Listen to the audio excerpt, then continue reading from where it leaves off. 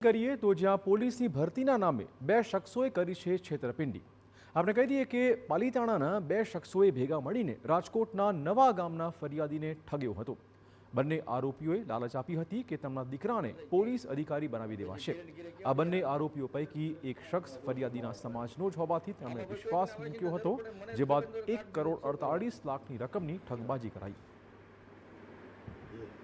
પોલીસના કહેવા પ્રમાણે હીરા ગમારા નામના શખ્સે વર્ષ 2021-22માં તેના જ સમાજના વ્યક્તિ ચીલુ ગમારાને લાલચ આપી હતી કે તેના દીકરાને લાગબગથી પીએસઆઈ બનાવી દેવાશે, જે બાદ ફરિયાદીને ભોળવીને બીજા આરોપી વિવેક દવે ઉર્ફે વિક્કી સાથે સંપર્ક કરાવ્યો। આ પછી વિક્કીએ ફરિયાદી પાસેથી રૂપિયા 15 લાખની રકમ પડાવી અને ફરિયાદીના પુત્રને પીએસઆઈ બનાવવાની લાલચ આપી હતી, પણ તેમના પુત્રનું નામ મેરિટમાં જ ન આવતા આ શખ્સે રૂપિયા પાછા આપીને વિશ્વાસ કેળવ્યો હતો।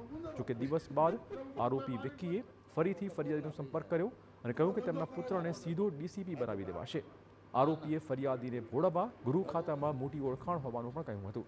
તેણે બોડીગાર્ડ સાથે ફરતો હોવાનો વિડીયો પણ બતાવ્યો હતો અને નેતાઓ અધિકારીઓ સાથેની સેલ્ફી બતાવી હતી। આ પછી રૂપિયા 2.36 કરોડ પડાવ્યા હતા।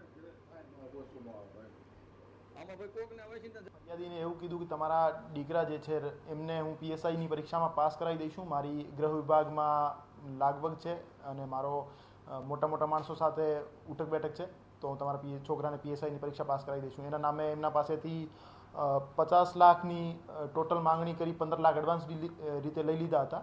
પછી પીએસઆઈમાં એની છોકરાનો નંબર નહીં આવતા ફરિયાદીએ પૈસા પરત માંગ્યા, તો એને 14 લાખ પરત કરી ફરી એમને થોડા દિવસ પછી ફોન કર્યો કે ડાયરેક્ટ ડીએસપીમાં ઓર્ડર કરાવી દઈશું। મારો આપણે કોકના પૈસા તો રૂપિયા આપ્યા બાદ પણ પુત્ર ડીસીપી ન બનતા ફરિયાદીએ આરોપી પાસેથી રૂપિયા પાછા માંગ્યા, ત્યારે તેણે રૂપિયા 88 લાખ પરત પણ આપ્યા, પરંતુ બાકીના 1 કરોડ 48 લાખની રકમ પરત ન કરતા આરોપીને આપીને ઠગબાજી કરી। આ મામલો પોલીસ મથકે પહોંચતા આરોપી ભૂગર્ભમાં ઉતરી ગયા છે। હાલ આરોપીઓને પકડી પાડવા પોલીસે તપાસ શરૂ કરી છે।